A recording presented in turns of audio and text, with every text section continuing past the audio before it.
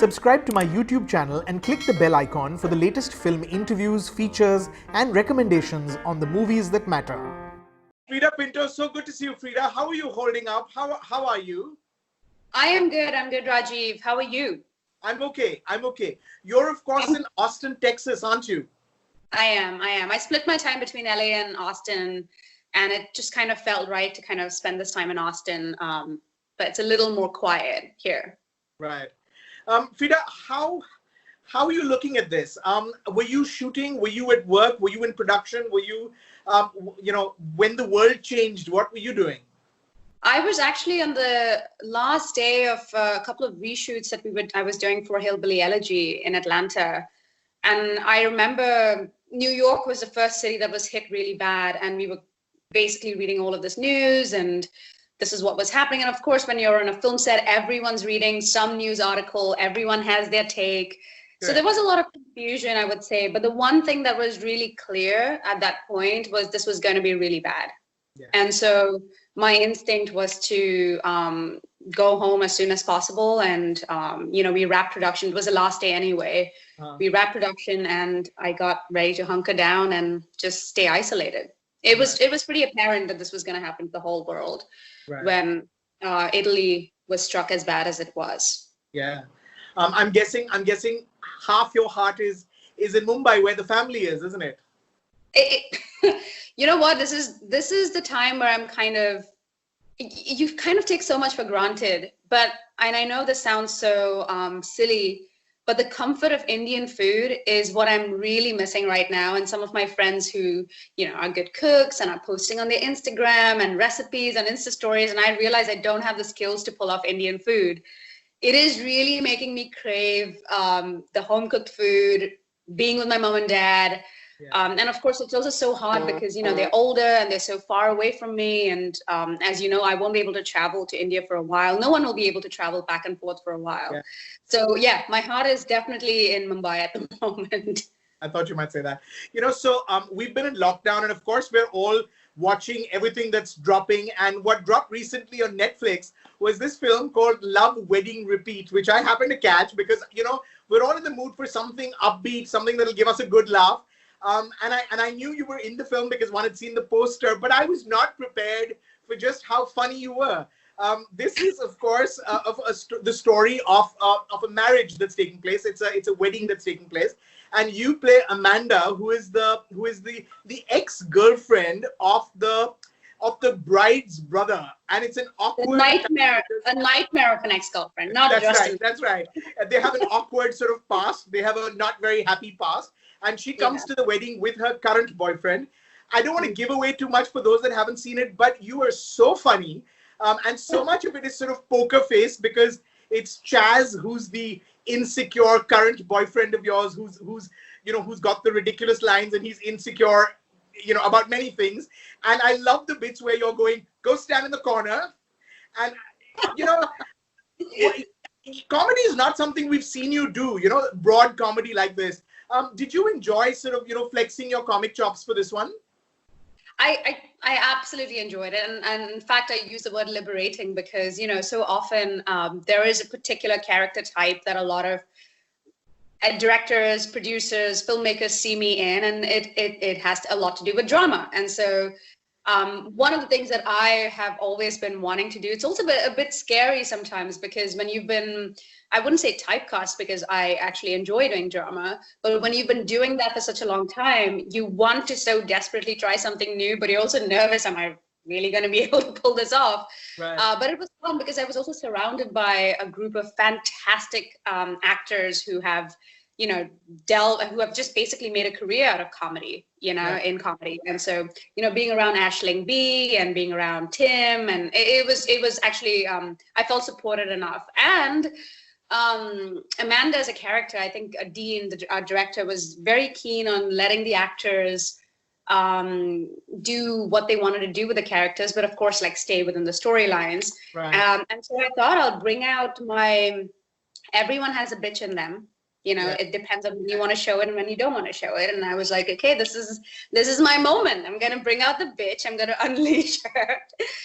Hopefully there's a sequel that explains why Amanda is the way she is, because I had my backstory in my head, and of course, hopefully at some point we'll be able to show why she's so mean.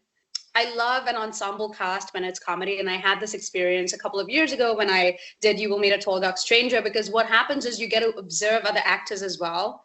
So there was no single take where Aisling was performing and all of us were just sitting there straight, poker faced. We just couldn't get our laughs in. It was just so funny. So yeah, definitely more comedies. And I think this time that we are all in, we're all looking for material to escape into. And so I feel like the timing has been right as well for this movie. The other thing that you've done, which is really exciting, is the animation series for the Disney Channel. Yes. Mira, Royal Detective. It's so interesting because you're playing Queen Shanti, you're voicing Queen Shanti. And I think it's really interesting, and you've spoken about it. You've spoken about the fact that it was great to see, for a change, just almost an entirely South Asian cast.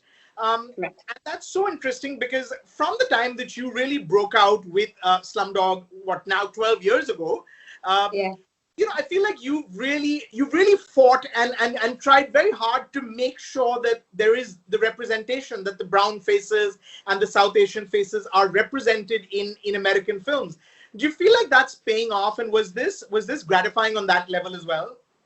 Oh, this was absolutely gratifying. The whole process of working on an animation movie starts way ahead of time. So this took about 3 years first for the actors, for the voiceover cast to come together. But even before I started, what I heard from the team at Disney Junior is that this was 6 or 7 years in the making. Wow. So it took that much time for them to even convince the studios that this is going to be a very important and the right project to bet their money on. And then on to put the cast together, to put the visuals together, the animation together, the music, the dance, the choreography. All of it took a lot of effort. And what was really satisfying to see is that the people that came together, first of all, I'll be honest with you, if at all people are wondering, there's not a lot of money to make in voiceover animation. So a lot of actors who give their time for this just do it because they know there's something very important to be said and to be told and to be shown to young kids. So for us to do Mira Royal Detective for an impressionable audience, and because of the impressionable audience, which is little kids and their parents and the elders who'll be watching it, we just kind of knew this was going to be groundbreaking. I have so many friends with kids, and I'm not just talking about South Asian kids, but all races and ethnicities and backgrounds. They keep texting me saying, "Oh my God, my kid can't stop singing the Mira Royal Detective jingle." And so it's just very satisfying to hear that is normalized more than anything else, because I feel South Asian culture has lent itself, but has become the butt of so many stereotypes. That it's now nice to see that it becomes a source of celebration as well, and a source of understanding that this is really a rich culture.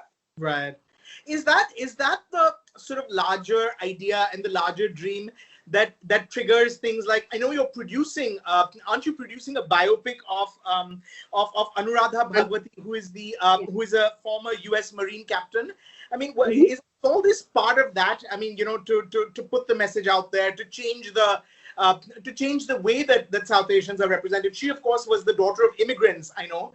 But can you tell me about this film and why this was a story you wanted to tell? Yeah, that's going to be a TV series, not a film. But I think, I can't dive into too many details. And in fact, right after this Skype, I have a call with a writer for this one. But I think, Rajeev, just to kind of like put my sensibility, into like perspective for anyone who's listening to this right now, is that I don't want to do anything that's on the nose. I want to do stuff that's modern, that is not regressive in any which way, that does not glorify poverty, or is not. We've done enough of the poverty porn. We've done enough of the, this is a down and out country, and we're not. we're so not. There's a lot that is not great, but there's a lot that is good, and that needs to be celebrated, and its people need to be celebrated. And so for me, on my producer journey, it's important for me to find characters and people and humans like Anuradha Bhagwati that will kind of give you a glimpse into the Indian culture. We're not shying away from the parts that are not pretty, but at the same time, making sure that the parts that we celebrate make every Indian feel seen and heard. And they don't feel like, oh, here we go again with the Apu accent, or the fact that we're also, we all need help, and we're not that country, but they're not that people, rather. So I'm very excited to do Anuradha's story. It's a story of real resilience in almost every aspect of life. And I don't just mean physical resilience, because when you think Marines, you're probably going to think the training, and that's going to be a very, very fun part of the show, a fun part of me for training as well, because I'll be playing her. So I'm like, wow, she kind of does these crazy, she doesn't do it, but because she didn't want to do the pull-ups in the Marines the way women are expected to do it. She wanted to do it the way everybody does it, that is a man as well. And so the training towards this pull-ups are going to be a real killer. Let's just put it that way. Freida, what are you watching? I feel like all of us who are in lockdown and all of us who are in isolation are spending a lot of time just watching a lot of shows and films that we wanted to catch up with. Have you watched anything that's really good? What would you recommend lately? I would highly recommend the show, which is just 4 episodes. It's a limited series, which I wish it were a recurring series show. It's called Unorthodox. It's on Netflix. Yeah. And it is fantastic. It is absolutely fantastic. It's everything that I'm telling you about how I want India to be seen and how I want Indians to be seen, without us stereotyping it, but also not shying away from talking about the not so pretty parts. Right. And I think Unorthodox did a really good job of portraying this community of the Satmar Jews. And at the end of the show, I just kind of felt like I understood the characters that usually we would demonize. But at the end of the show, I kind of felt I understood why the religion, I understood why they follow these religious practices and why they make certain choices. And that was just down to excellent performances. Shira Haas, who plays the lead, is beyond phenomenal. I don't know if they're going to have the Emmys this year, but I can't imagine her not winning one. Right. And it was down to excellent writing. It kind of like gives me this reassurance. I don't know how to run the fast race, but I run the slow race because content is king. And these shows just kind of make you realize that spend your time on creating really good content as opposed to just rolling out content, one after the other. So this is a show I highly recommend. It's also kind of very satisfying to watch a show not entirely in English, because a lot of things that I will be producing won't be entirely in English as well. So it's really satisfying to watch how successful that can be. Right. Freida, one only has to open the trades, and I look at Variety and I look at Hollywood Reporter to hear about just what a huge setback this is. The virus and what's in the wake of it for the film business. And it's true in India as well. It's true in America as well. Are you having conversations as an actor, but also as a producer? Are you having conversations?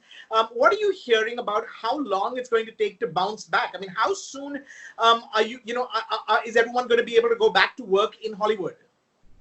There's all kinds of theories at the moment. And I remember listening to this podcast. It's The Daily. It's a New York Times podcast. And very, very early on in February, a scientist talked about how there was going to be a resurgence in the fall. The virus would come in, would really put the entire world on lockdown. That in the summer, we'd have some kind of respite, and then we'd have a resurgence in the fall.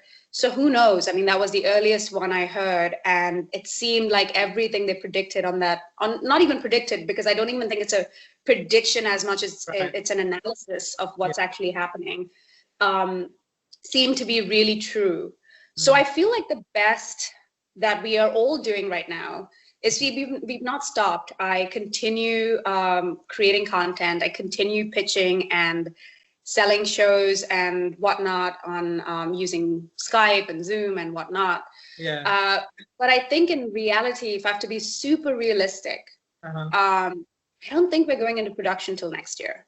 Wow. You know, we might be able to do smaller things and innovative things from using our iPhones and, you know, doing like isolated recordings and whatnot.